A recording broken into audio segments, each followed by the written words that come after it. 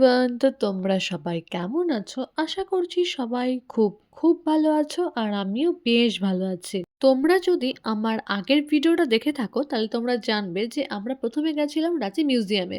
সেখানটায় খুব একটা ভিড় ছিল না, যার জন্য আমরা ওই ১ ঘন্টার মতো থেকেই ওখান থেকে বেরিয়ে এসেছি।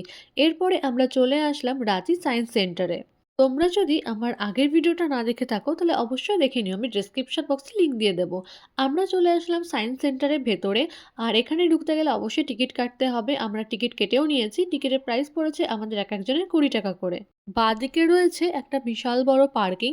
স্কুল থেকেও বাচ্চাদের নিয়ে আসা হয়েছে। আর আমরা যেহেতু বিকেলের টাইমে এসেছিলাম তো অনেক বাচ্চারা এখানটায় খেলছিল। সায়েন্স হলের একদম সামনেই রয়েছে একটা ছোট্টখাট্ট পার্ক। তো আমরা এখন সেই পার্কটাই ঘুরে দেখছি। এখন ঘড়িতে ওই ৪টে মতো বাজে। এই সায়েন্স সেন্টারটা ৫টা থেকে ৫:৩০টার মধ্যে আবার বন্ধ করে দেয়। তো তার জন্য আমরা বেশি দেরি না করে চলে যাব এখন সায়েন্স সেন্টারের ভেতরে।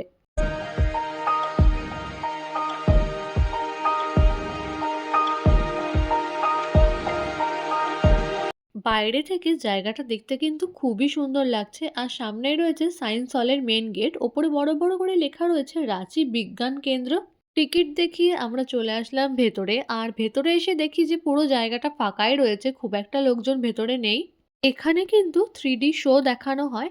তার জন্য তোমাদেরকে আলাদা করে টিকিট কাটতে হবে। আমাদের হাতে সময় ছিল না বলে আমরা 3D শোটা দেখিনি। ভেতরে ঢুকেই ডান দিকেই রয়েছে ইনফরমেশন সেন্টার। তোমাদের যদি কোনো কোয়েরিজ থাকে তোমরা এখানটায় এসে শুনতে পারো।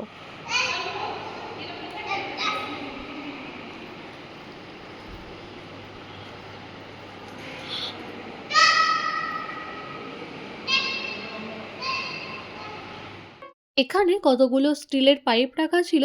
এই পাইপগুলোর ওপরে হাত বোলালে অটোমেটিক মিউজিক সৃষ্টি হচ্ছিল, যেটা ভীষণই মজা লাগছিল বাজাতে। তোমরা সামনে যে একটা সবুজ পাইপের মতো জিনিসটা দেখতে পারছো, এটাও কোনো একটা অ্যাক্টিভিটি, কিন্তু কোনো কারণে এই জিনিসটা নষ্ট হয়ে গেছে, যার জন্য এটাতে কোনো কাজ হচ্ছে না। এরপরে হাঁটতে হাঁটতে আমি চলে আসলাম একটা মজার আয়নার কাছে। এটাকে আমি মজার কেন বলছি তার কারণ হচ্ছে এখানটায় ৩টে মিরর আছে। তো ১ম মিররটায় দাঁড়ালে তোমাকে বিশাল লম্বা লাগবে, তারপরেরটায় তোমাকে ডবল দেখা যাবে, আর তারপরেরটায় আসলে তোমাকে একদম খাটো দেখা যাবে। এরপরে আমরা আরো কিছু অ্যাক্টিভিটি দেখছিলাম ঘুরে, ঘুরে। আর এই সাইডটাতে না একটা চরকা রাখা ছিল যেটা আস্তে, আস্তে ঘুরছিল। ওপরে দেখো বড়, বড় করে লেখা রয়েছে চিরস্থায়ী গতিওয়ালা মেশিন।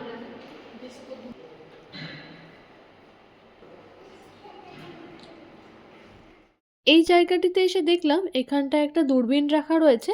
আর দূরবীনের চোখ দিয়ে না আমি কিছু একটা দেখছিলাম, কিন্তু কি যে দেখছিলাম সেটা আমার আর ঠিক মনে নেই। এরপরে আমরা চলে আসলাম রেনবো লাইটে। তো সৌতম বুঝতেই পারছিল না যে আলোটা কোন দিকে দেখা যাবে। তো আমি এখানটায় দাঁড়ালে না এতগুলো কালারফুল আলো দেখা যাচ্ছে।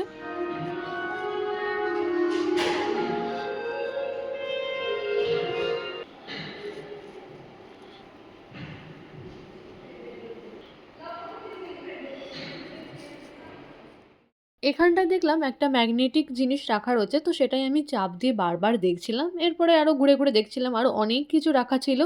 এরপরে যেটা দেখলাম সেটা হচ্ছে ইনফিনিটি কুয়ো। এটা আমি মনে হয় ৩ থেকে ৪ বার দেখেছি ইনফিনিটি কুয়োটা। তো এইটা কাঁচ রয়েছে ওপরে আর ভেতর থেকে ঠিক এইরকম লাগছে দেখতে। আসলে কি বলতো, আমরা এই সায়েন্স সেন্টারের ভেতরে ঢোকার পরে হাতে গোনে ওই ২-৩ জনকেই ভেতরে আসতে দেখেছি।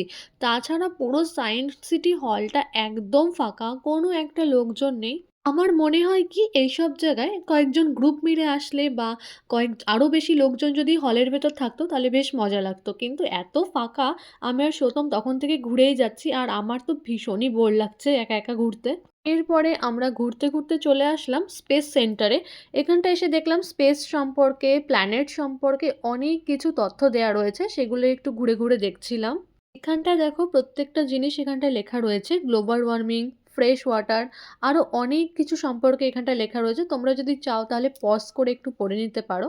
আমি তো তোমাদের আগেই বলেছি এখানটায় 3D শো দেখানো হয়। আর 3D শো বাদে আরো কি, কি এখানটায় আছে দেখো, এখানটায় সবকিছু ডিটেইলসে দেওয়া রয়েছে। আমরা কিন্তু এতক্ষণ ধরে গ্রাউন্ড ফ্লোর দিয়ে ঘোরাফেরা করছিলাম। তো গ্রাউন্ড ফ্লোরে এতক্ষণ আমাদের সবকিছুই দেখা হয়ে গেছে। এইবার ভাবলাম একটু ফার্স্ট ফ্লোরে যাওয়া যাক। কিন্তু ফার্স্ট ফ্লোরে ওপরে কাজ হচ্ছিল, যার জন্য পুরোটাই বন্ধ করে দিয়েছে। তাই জন্য আমরা চলে আসলাম বাইরে।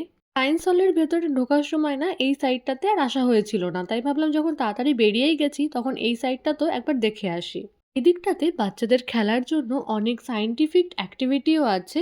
তো যেখানটায় বাচ্চারা খেললে মজাও পাবে প্লাস সায়েন্সও শিখতে পারবে।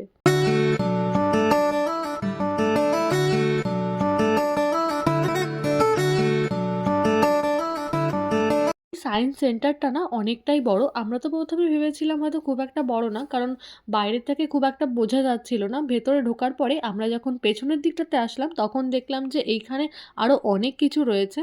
আমরা এখন হাঁটতে, হাঁটতে চলে আসলাম বরাহমির তারামণ্ডলের সামনে। এখানটায় তোমরা প্ল্যানেট সম্পর্কে সব রকম 3D শো গুলো দেখতে পারবে। আর তার সামনেই রয়েছে কুল ড্রিংকিং ওয়াটার। তোমাদের যদি জল তৃষ্ণা পায় তাহলে তোমরা এখান থেকে জল খেতেও পারো অথবা ভরেও নিতে পারো। আর তারামণ্ডলের 3D টিকিটগুলো তোমরা কাউন্টারে পেয়ে যাবে। তাহলে আজকের মতো ভিডিওটা এখানটাই শেষ করছি। ভিডিওটা ভালো লাগলে একটা লাইক করে দিও। আমার চ্যানেলে নতুন হলে অবশ্যই চ্যানেলটা সাবস্ক্রাইব করে দিও। দেখা হবে পরের ভিডিও